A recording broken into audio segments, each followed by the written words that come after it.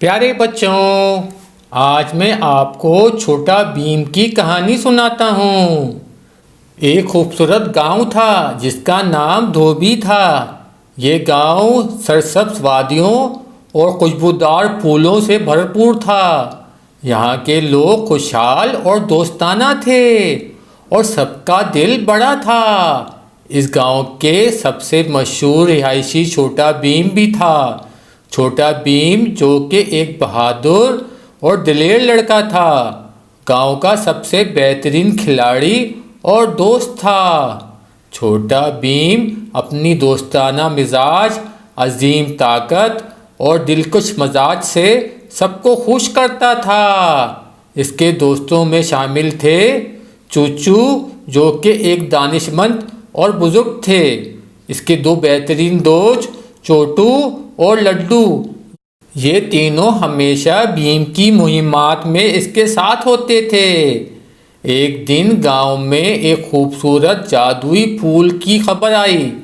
یہ پھول اتنا جادوئی تھا کہ اس کے قریب سے گزرتے ہی کوئی بھی خواب سچ ہو جاتا تھا۔ پھول کی خبر سنتے ہی چھوٹا بھیم اور اس کے دوستوں نے اس پھول کو تلاش کرنے کا فیصلہ کیا۔ چھوٹا بھیم اور اس کے دوستوں نے پھول کی تلاش شروع کر دی۔ گاؤں کی سیر کرتے ہوئے انہوں نے کئی راستے آزمائے لیکن پھول کا کچھ پتہ نہیں چلا۔ چھوٹو نے کہا، ہمیں شاید پھول کے بارے میں کسی بوڑھے سے پوچھنا چاہیے، شاید وہ ہمیں کچھ مدد دے سکے۔ یہ سن کر چھوٹا بھیم نے کہا، ٹھیک کہا ہے، چلو ہم چوچو کے پاس چلتے ہیں۔ چوچو جو کہ ایک دانش مند بوڑھے تھے، ان کو دیکھ کر خوشی ہوئی اور کہا، میں نے اس جادوئی پھول کے بارے میں سنا ہے۔ یہ پھول پراسرار جنگل میں اگتا ہے جو کہ پہاڑوں کے پیچھے واقع ہے۔ بھیم نے پرعزم انداز میں کہا، ہمیں یہ پھول ضرور تلاش کرنا ہے، آپ ہمیں وہاں جانے کے لیے کوئی مشورہ دیں۔ چوچو نے کہا، تمہیں وہاں محتاط رہنا ہوگا کیونکہ پراسرار جنگل میں کئی خطرناک مخلوق موجود ہیں، لیکن تمہاری ہمت اور دوستی تمہیں کامیاب کرے گی۔ چھوٹا بھیم، چھوٹو اور لڈو نے پراسرار جنگل کی طرف روانہ ہونے کا فیصلہ کیا۔ وہ اپنے ساتھ کھانا، پانی اور ضروری سامان لے کر نکلے۔ جنگل میں داخل ہوتے ہی انہیں ایک عجیب و غریب خاموشی محسوس ہوئی اور ماحول میں تھوڑی سی خوف کی کیفیت بھی تھی۔ جنگل میں داخل ہو کر وہ ایک سنسان راستے پر چلنے لگے۔ راستے کے دونوں طرف پودے اور درخت ایسے تھے جیسے چھپکے سے انہیں دیکھ رہے ہوں۔ اچانک جنگل کی فضا میں ایک خفیہ آواز گونجنے لگی۔ خفیہ آواز کہہ رہی تھی، کون ہے جو میری حدود میں داخل ہوا ہے؟ چھوٹا بھیم نے دلیرانہ انداز میں کہا، ہم جادوئی پھول کی تلاش میں ہیں اور ہمیں اس پھول کی ضرورت ہے۔ آواز نے کہا، اگر تمہیں آگے بڑھنا ہے تو تمہیں 3 چیلنجز کا سامنا کرنا ہوگا۔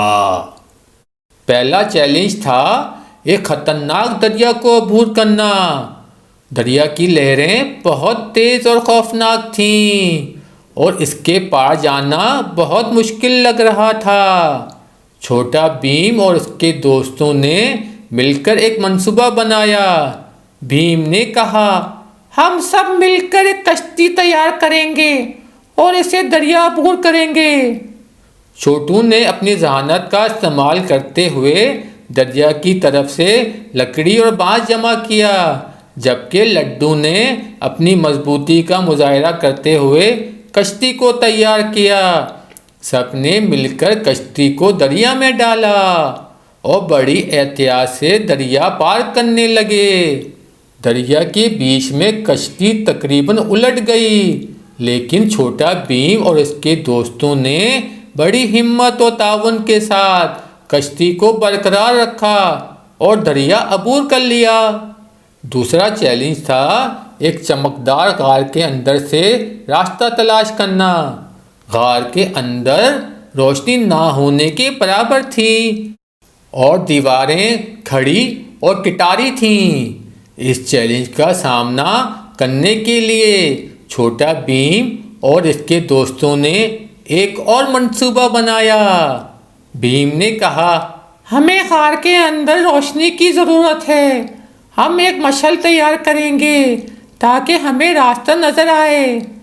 چھوٹو نے اپنی دانش مندی کا استعمال کرتے ہوئے چمکدار پتھر جمع کیے اور لڈو نے ایک مشعل تیار کی۔ مشعل کو جلا کر انہوں نے غار کے اندر روشنی پھیلائی اور بڑی احتیاط کے ساتھ راستہ تلاش کیا۔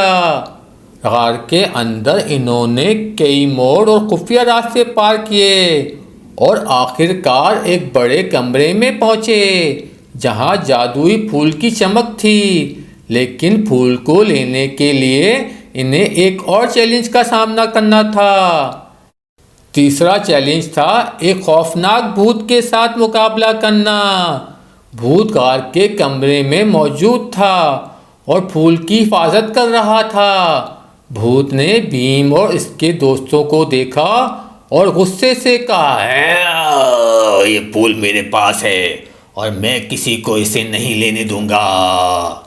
چھوٹا بھیم نے حوصلے سے کہا، ہم نے اپنی چیلنج کو پورا کیا ہے اور اب ہم پھول کو لے کر ہی واپس جائیں گے۔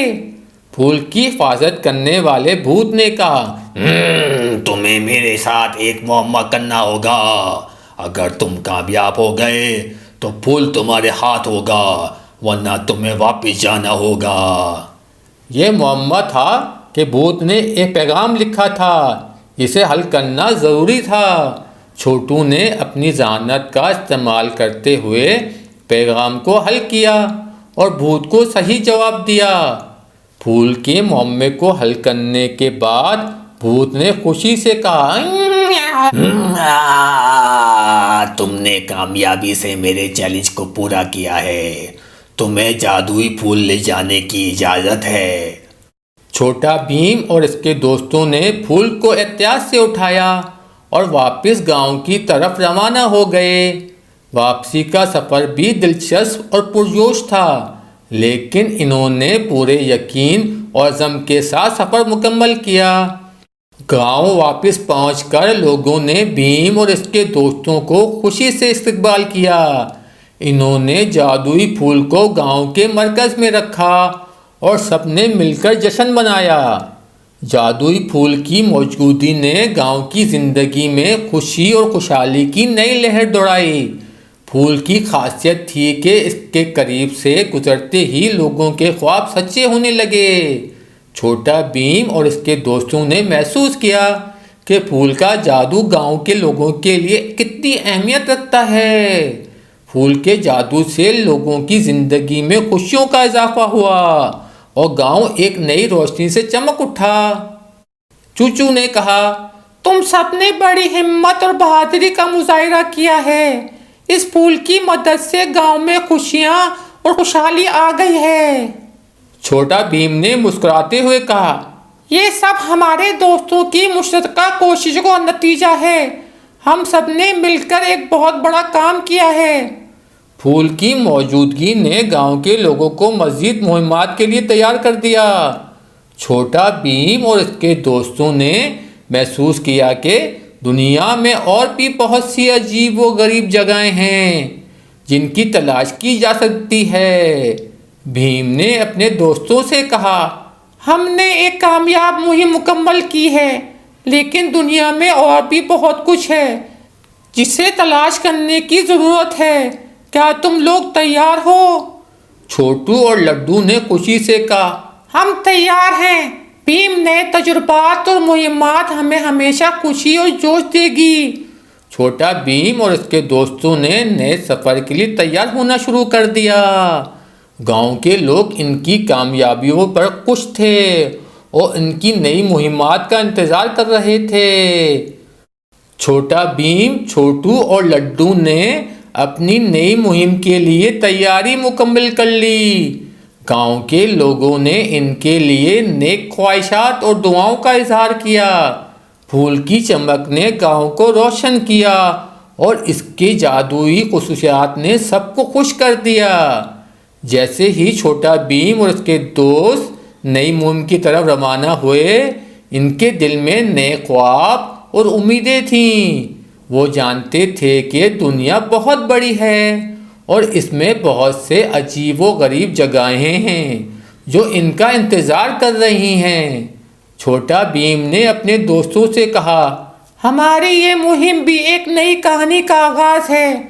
چھوٹو اور لڈو نے بھی اس عزم کو دہرایا اور سب مل کر نئے سفر کی طرف روانہ ہو گئے۔ ان کی مہمات کہانیاں مستقبل میں سب کو سنائی جائیں گی اور ان کی بہادری اور دوستی کی مثال ہمیشہ یاد رکھی جائے گی۔